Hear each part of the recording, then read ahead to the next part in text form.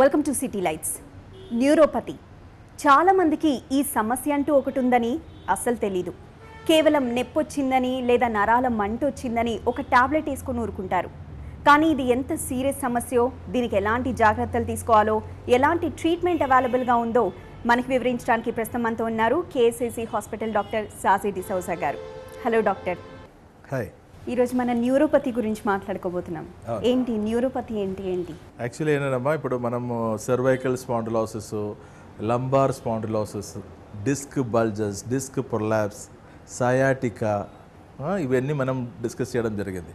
So ఇక్కడ ఏమవుతుందంటే వెన్నుపూస దగ్గర ఎముకలు ఒత్తిడి జరిగి డిస్క్ బయటకు వచ్చి పెద్ద నరం మీద పొడవడం, డిస్క్ బల్జెస్, డిస్క్ ప్రొలాప్స్ అదన్నీ విన్నాం.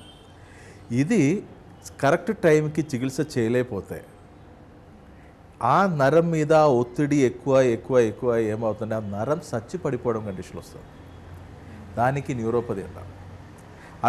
అది మాత్రం కాదు కారణం, ఇంకా ఆటో ఇమ్యూన్ డిసార్డర్ అనే కారణం కూడా ఉంటుంది. ఏంటంటే మనకు మమ్మల్ని ప్రొటెక్ట్ చేయడానికి ఉన్న పోలీస్ ఫోర్స్ ఉంది కదా, అది ఉల్టా తిరిగి మన సెక్యూరిటీ గార్డ్ సిస్టమ్ ఉల్టా తిరిగి మమ్మల్ని అటాక్ చేయడం అనేది ఉంటుంది. సో మన మంచి నర్వ్ సెల్స్నే అటాక్ చేసి దాన్ని కన్సోర్ చేయడం అనేది ఒకటి ఉంటుంది. అది ఈ న్యూరోపతి రకరకాలు ఉంటుంది. సెన్సరీ న్యూరోపతి అని, స్పర్శ తెలియకుండా ఉన్న పరిస్థితి రావడం, అది సెన్సరీ న్యూరోపతి అంటుంది.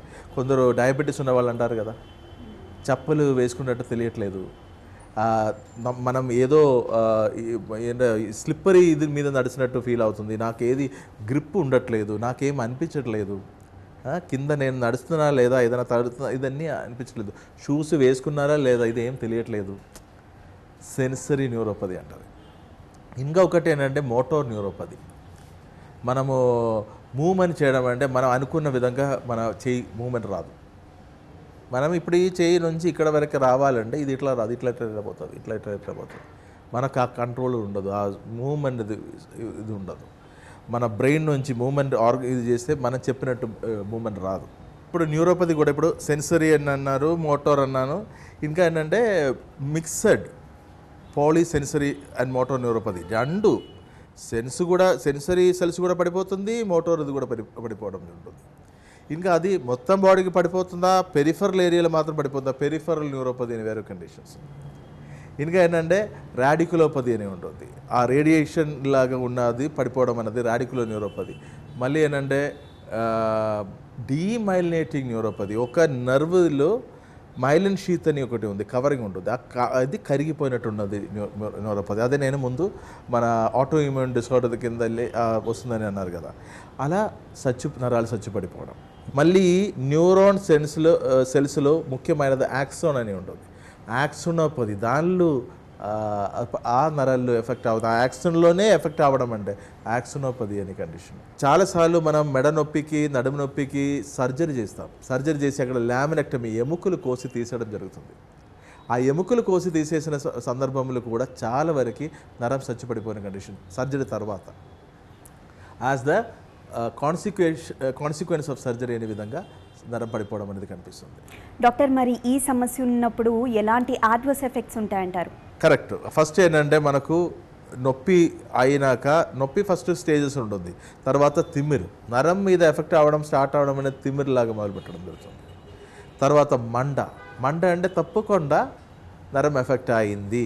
చేతు కాళ్ళు ఎక్కడన్నా మంట, ఏదన్నా ప్రదేశంలో కారం పోసినట్టు మంటలాగా ఉంటుందంటే డెఫినెట్గా అక్కడ నరం ఇన్వాల్వ్మెంట్ ఉందనేది మనకు ఆల్మోస్ట్ 90% షూర్ చేసుకోగలుగుతాం. మళ్ళీ షేకింగ్ వస్తుంది, ఇప్పుడు మా కంట్రోల్లో లేదు. మోటార్ స్పర్శ తెలియకపోవడం, ఒక్కొక్కసారి ఇది నా చెయ్యనా ఇంకెవరిది చెయ్యనా తెలియకపోవడం, నాకు ఇక్కడ ఇప్పుడు తొడ దాకా ఇక్కడ దాకా ఎవరికి ఏం ముట్టుకుంటే టచ్ చేసే స్పర్శ తెలియదు. ఒక్కొక్కసారి హైపర్ సెన్సిటివిటీ, మనం ఇట్లా చేయి ఇట్లా పెట్టుకుంటే చాలు, అమ్మా ఏదో సూదితో పొడిచినట్టు అనిపిస్తుంది, హైపర్ సెన్సిటివిటీ. అది కూడా లక్షణాల కింద వస్తుంది. పిల్లలతో ఒకటి ఆట ఉంది, అది నేను మీకుతో కూడా చూపిస్తాను. మీరు ఒకసారి చెయ్యి ఇలా పెట్టండి, ఇలా చేయండి, ఇది చేయండి, ఇలా చేయండి తిరిగి, ఓకే నా దగ్గర రండి, ఈ వేలు కదలండి, ఓకే పెట్టండి తిరిగి, ఈ వేలు చేయండి, మళ్ళీ తిరిగి పెట్టండి. ఈ వేలు చేయండి. తిరిగి ఈ వేలు చేయండి. మీ కోఆర్డినేషన్ మాత్రం బాగానే ఉంది. ఓకే, యాక్చువల్లీ అది కోఆర్డినేషన్ రాకూడదు. ఇట్లా మనం చేసుకొని ఇలా చేసి మన ఇప్పుడు ఈ వేలు ఇది మీరు చెప్తే మనకి ఆటోమేటిక్గా ఆ వేలు పోతుంది. అట్లా కోఆర్డినేషన్ మారిపోతుంది. సో ఈ కోఆర్డినేషన్ మారిపోవడం అనేది మనకు మోటార్ న్యూరోపతి కింద వస్తుంది. ఇది ఏంటంటే మన బ్రెయిన్లో right side left side control చేయడం జరుగుతుంది. బ్రెయిన్ది left side right side control చేయడం జరుగుతుంది. అక్కడ ఒక క్రాస్ ఓవర్ అనేది ఉంటుంది. సో ఇది నేను మళ్ళీ ఉల్టా పెడుతుంటే మనకు తెలియదు. ఈ వేలు టచ్ చేయకుండా చెప్తే ఆ వేలు కదలడం కష్టం.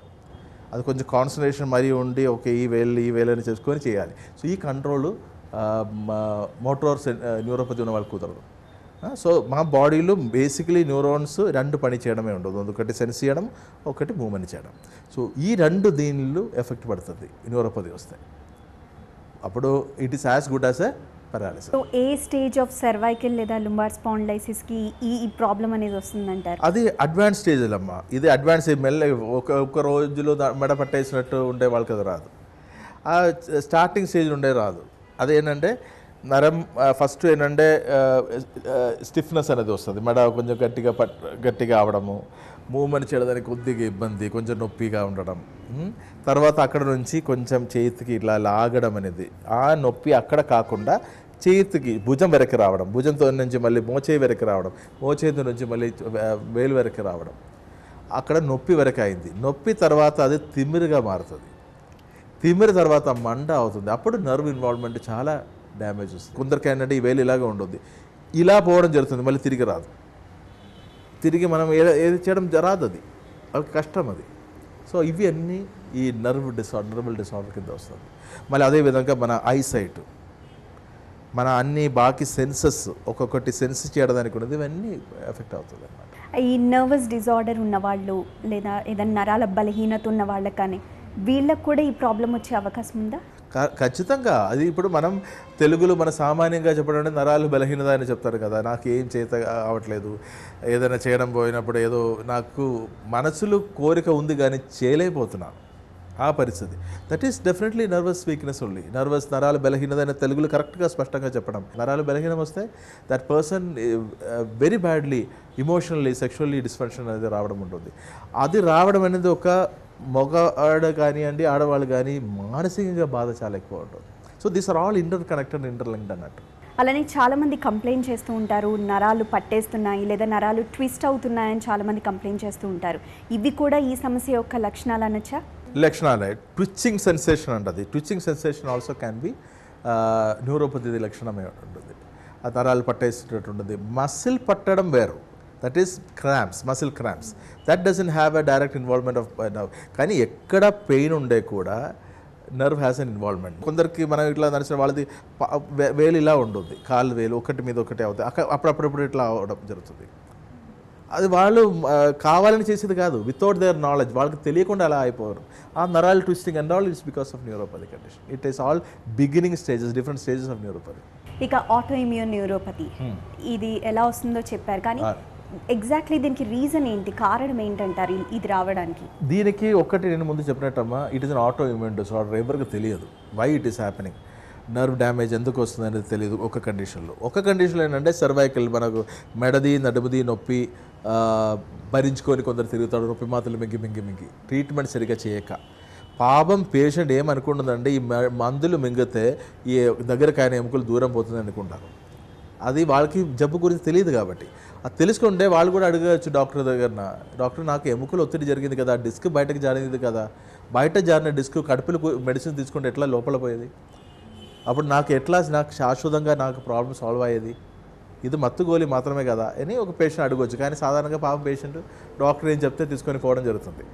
సో అట్లా ప్రాపర్ జబ్బుకున్న చికిత్స చేయలేకపోవడం అనేది ఒకటి ఇంపార్టెంట్. ఇది అక్కడ జరుగుతుంది. మత్తు ఇంజెక్షన్స్ ఎక్కించడం. సో అక్కడ ఏమీ తెలియదు, అక్కడ నడుము ఉన్న విషయం కూడా పేషెంట్కి తెలియదు, అక్కడ నుంచి వస్తాయి. So that is one major reason for again neuropathy.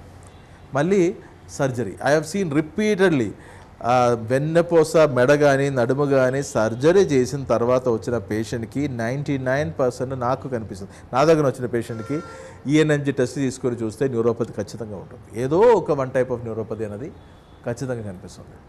ఎందుకంటే సర్జరీ చేసి అక్కడ ఓపెన్ పుండులాగా పెడుతున్నా కదా, so the nerve is more exposed for damage. That is what is happening. Usually నరాల బలహీనత లేకపోతే నరాల సమస్య అనేది ఆడవారిలో ఎక్కువ చూస్తూ ఉంటాం. సో ఈ సమస్య కూడా ఆడవారిలోనే ఎక్కువగా ఉంటుందా? అట్లా చెప్పలేమమ్మా. ఇది ఎప్పుడేంటంటే మా దగ్గర వచ్చిన కేసు ఇప్పుడు నా 18-19 ఇయర్స్ ఇన్ హైదరాబాద్లో నేను చూస్తే ఈ నరాల బలహీన నేను ఎక్కువ చూసేది మగవాళ్ళు చూస్తున్నాడు. Neuropathy condition I'm seeing more in mails.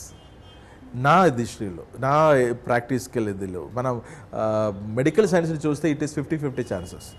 But as you said, ఇంట్లో ఎక్కువ పని చేయడము, ఇంట్లో ఎక్కువ వంగి బరువు లేపడము, ఇట్లాంటి ఇది చేయడం ఆడవాళ్ళు ఎక్కువ చేసింది కాబట్టి ఆడవాళ్ళకి ఇలా రావడం అనేది సహజం అని అనుకుంటాం. అది క్యారెక్టర్ బట్టి ఉంటుంది. ఆ టాలరెన్స్ లిమిట్స్ క్యారెక్టర్ బట్టి ఉంటుంది. మనం ఒకటి ఆడవాళ్ళకి మాత్రమే అది, మగవాళ్ళకి మాత్రమే అది అనేది ఇది చేయలేము. సో నా ఎక్స్పీరియన్స్లో జెంట్స్కి male patients are suffering from more neuropathy. So I feel presume నేనంటే పోన్లే నేను తర్వాత చూపించుకుంటాం కొంచెం మెడిసిన్. ఎందుకంటే మా సొసైటీలో ఎక్కువ బయట పోయి పనిచేసేది మగవాళ్ళు. అలానే doctor, beginning stage of neuropathy ఏంటంటారు? ఏ స్టేజ్లో డాక్టర్ దగ్గరికి అట్లీస్ట్ వెళ్ళాల్సి వస్తుందంటారు? బిగినింగ్ అంటే తిమ్మిరు అంటే మనకు అది ఏదో ఒకటి స్టార్టింగ్ సైడ్ నొప్పి అనుకోవచ్చు. ఎందుకంటే నొప్పి నర్వ్ ఇస్ ఇన్వాల్వ్డ్. సో నొప్పి రావడమే నర్వ్ మీద ప్రభావం చెల్లుతుంది. కానీ that is very easily curable. నొప్పి మాత్రమే ఉండదంటే మనకు తొందరగా తగ్గించవచ్చు. అది తిమిరు అయినప్పుడు నర్వ్కి మళ్ళీ డ్యామేజ్ జరిగింది అని అర్థం చేసుకోవాలి. ఆ తిమిరు మండగా మారిందంటే ఇంకా డ్యామేజ్ అయిందని తెలుసుకోవాలి. మండ తర్వాత ముందు వారి పారిపోవడం, నాకు ఏం స్పర్శ లేదు, ఏమీ లేదు, తెలియట్లేదు అంటే అది లాస్ట్ స్టేజ్ అనుకోవాలి. ఓకే, అప్పుడు ఆ ఒక పేషెంట్ మా దగ్గర వచ్చిన సిచ్యువేషన్ బట్టి నేనైతే చేయి జోడిసి చెప్తాను, నొప్పి వస్తే వెంటనే డాక్టర్ దగ్గర రావాలి. ఎందుకంటే పేషెంట్కి తక్కువ టెన్షన్లో తగ్గిపోతుంది, డాక్టర్లకి టెన్షన్స్ తక్కువ, మనకు జబ్బు తొందరగా తగ్గుతుంది, తక్కువ ఖర్చులు తగ్గుతుంది. అట్లా ముదిరిపోయింది అనుకోండి, ఇద్దరు ఈ doctor team of hospital and ఎక్స్పర్ట్స్కి పేషెంట్స్ కూడా పాపం చాలా ఇబ్బందిగా ఉంటుంది. అంటే అది రికవరీ కూడా ఎక్కువ ఖర్చులు అవుతుంది, ఎక్కువ టైం పడుతుంది, అట్లా ఉంటుంది. కేసీలో స్పెషాలిటీ అయిన వితౌట్ సర్జరీ ట్రీట్మెంట్ అనేది ఎలా ఉంటుంది డాక్టర్? సో మా కేసీసీ మాత్రం ఫ్లాగ్షిప్ లాగా వితౌట్ సర్జరీ అండ్ ముఖ్యంగా ఒకటి కూడా ముఖ్యం, proof based, evidence based treatment. So ఈరోజు మనము న్యూరోపతి నరం మొత్తం చచ్చిపడిపోయిన ఒక పేషెంట్ది ట్రీట్మెంట్ అయినాక మళ్ళీ రిపోర్ట్ చేసినప్పుడు అన్నీ నార్మల్ వచ్చిన ఒక రిపోర్ట్ చూస్తాం. అది కూడా డీమైలినేటింగ్, ఆ నర్వ్ కూడా కరిగిపోయిన ఒక పేషెంట్ది. ఆ పేషెంట్కి మొత్తం నరం కూడా జిందా వచ్చేసి మొత్తం నార్మల్గా అయిపోయిన ఒక పేషెంట్ది report before treatment and after treatment మనం చూస్తాం. ఇప్పుడు ఇది మా దగ్గర 4th month September 2014లో వచ్చిన ఒక పేషెంట్. ఓకే, 2014 September 4th ఆ పేషెంట్కి ఇంప్రెషన్ వచ్చింది పాలీమోటర్ డీమైలినేటింగ్ పోలీన్యూరోపతి.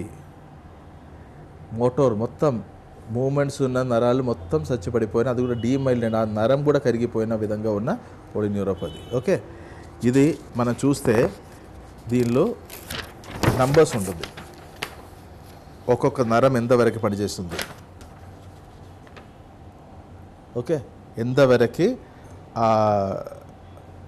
నర్వ్ కండక్షన్ స్టడీస్లో ఎంతవరకు ఒక్కొక్క నర్వ్ యాక్టివ్ ఉంటుంది, ఇవన్నీ డీటెయిల్ స్టడీ ఉంటుంది.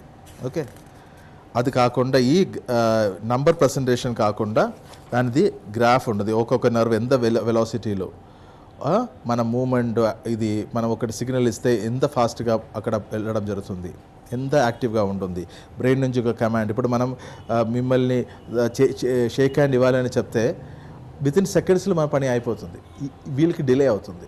సో అది ఆ స్పీడ్, ఆ నర్వ్ కండక్షన్, ఇది అదన్నీ డీటెయిల్డ్ రిపోర్ట్ అనమాట. తర్వాత దీనికి గ్రాఫ్ ఉంటుంది, ఒక్కొక్క నర్వ్ ఎలా పనిచేస్తుంది, ఎంతవరకు ఆయనది నర్వ్ వీక్ ఉంటుంది. ఇది ఎట్లా ఒక్కొక్క నర్వ్ మనం ఆల్మోస్ట్ చేతులు పోయిన నరాలు, కాలుకి పోయిన నరాలు, ప్రతి నరాలది గ్రాఫ్స్ అనమాట.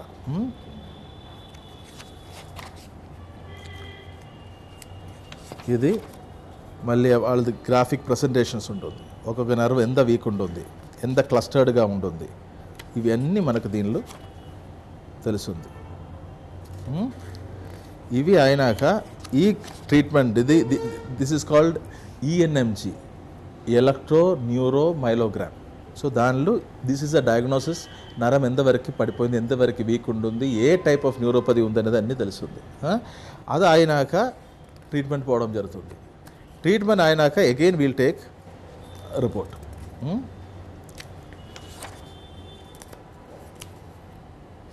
ఇది ఆ గ్రాఫిక్ ప్రజెంటేషన్స్ మొత్తం ఒక చిన్న పుస్తకం లాగా ఉంటుంది.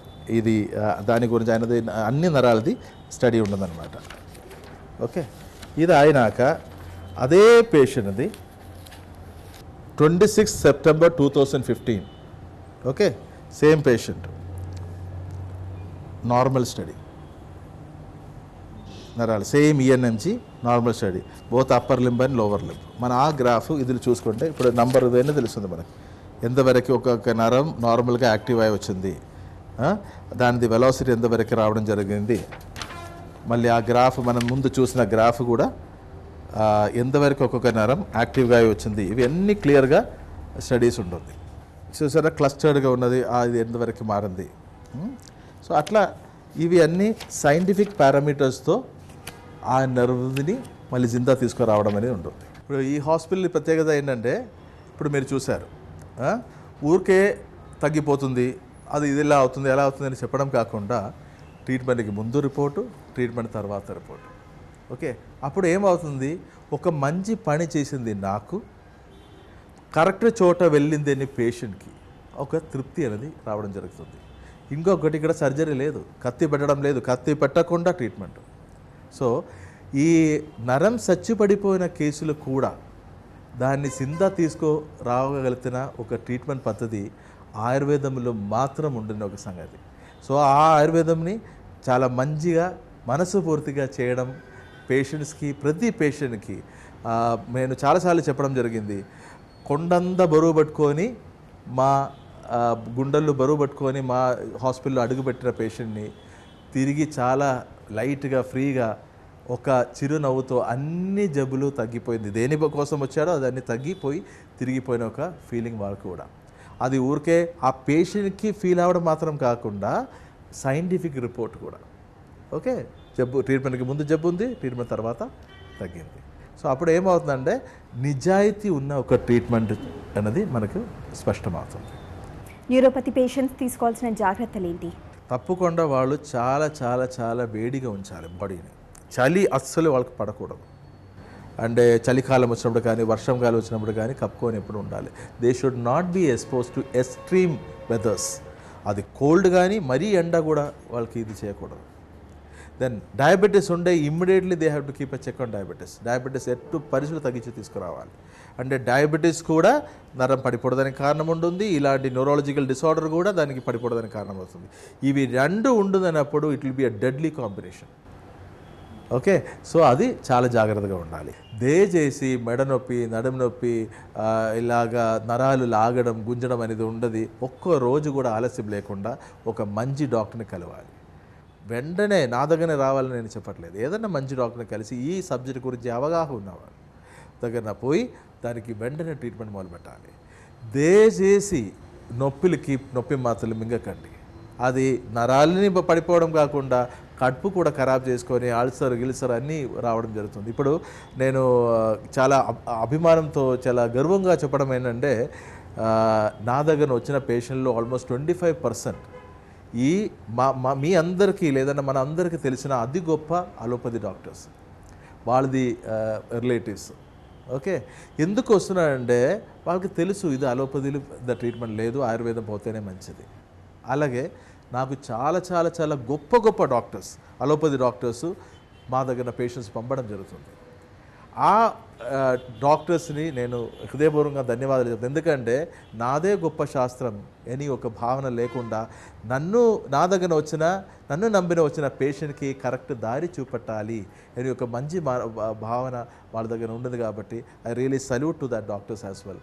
సో నాది ఒక విషయం ఏంటంటే allopathy doctors, ayurvedic, homeo, Unani, సిద్ధ, న్యాచురోపతి అన్ని డాక్టర్స్కి కలిసి ఒక్కటే స్ట్రీమ్గా ఉండి ఇక్కడ ఎవరికి ఎట్టు విధంగా బాధ లేకుండా చూడడం అనేది మెడికల్ ఫ్రటర్నిటీది, మెడికల్ ఫ్యామిలీది ఒక ఐడియాలజీ లాగా మారాలి అని ఒకటి ఉంటుంది కదా.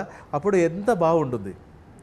ఇది ఒకరొకరి మీద ఇది వేయడం వాళ్ళు చేస్తే నీకు అదా అవుతుంది, ఇక్కడ పోతే నీకు అదా అవుతుంది, ఎందుకు ఒక్కొక్కరి మీద ఇది చెప్పడం.